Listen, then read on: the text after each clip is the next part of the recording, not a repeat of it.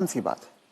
तो अब जो आदमी 75 का हो गया, उसने खुद अपनी लंबी उम्र की तैयारी ही नहीं करी, और जब उसने कोई तैयारी खुद नहीं करी है तो उसका परिवार या उसके समाज उनको कैसे तैयारी, वो कैसे तैयारी करेंगे? तो आपका ये कहने का मतलब है कि पहले तो शायद वो 60 साल तक जीता तो बहुत बड़ी बात थी, तो जब तक वो कमा रहा था वो जी रहा था, अब वो 80 साल तक जी रहा है। तो इसके जो परिणाम है वो भी इकोनॉमिक एंगल मुझे समझाइए।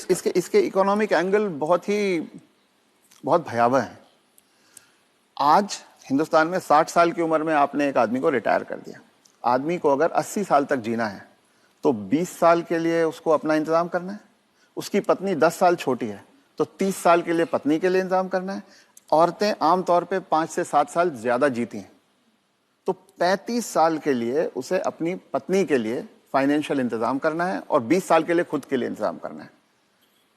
आज के इन्फ्लेशन में, आज की महंगाई में कितना भी पैसा आप एक जगह रख दीजिए, क्या वो 35 साल तक खींच सकता है? ये प्रैक्टिकल नहीं है। और जैसे जैसे उम्र बढ़ती जाती है उनके बच्चों की उम्र भी बढ़ रही है जी। जो आज 70-75 का होगा, बच्चे भी तो 50-55 के हो रहे होंगे। वो अपना बुढ़ापा देखेंगे, वो अपनी लड़की की शादी देखेंगे, वो अपने मकान की किस्त चुकाएंगे। तो जो पीढ़ियों के बीच की जो दूरियां हैं वो बढ़ती जाती हैं। ये इकोनॉमिक वजह से बढ़ रही है। इकोनॉमिक वजह से बढ़ रही हैं।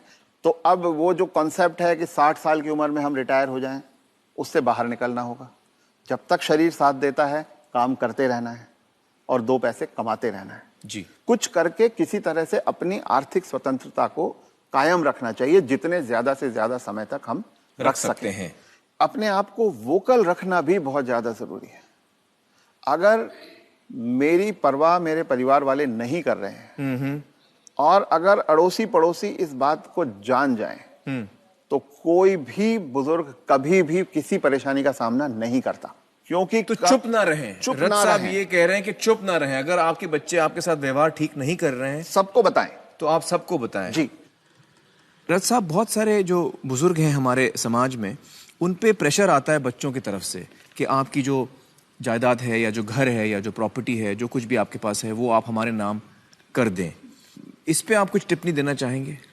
पहला ये कि किसी भी हालत में आपके पास जो भी धन संपदा है, जो भी आपके पास आर्थिक साधन है, वो जब तक आप और आपकी पत्नी जीवित हैं किसी और के हाथ नहीं जाना चाहिए। कितना भी प्यार करते किसी के नाम पे नहीं जाना चाहिए, चाहिए। किसी बच्चे, किसी बहू, किसी पोते, किसी के नाम पे ना जाए, कितना भी आप प्यार करते हो। क्योंकि जब तक अगली पीढ़ी को पिछली पीढ़ी का सामान कुछ मिलता नहीं है तब तक वो उनकी इज्जत करते रहते हैं। वो हाथ पांव भी दबाएंगे, वो अस्पताल भी ले जाएंगे, वो दवा दारू भी करेंगे।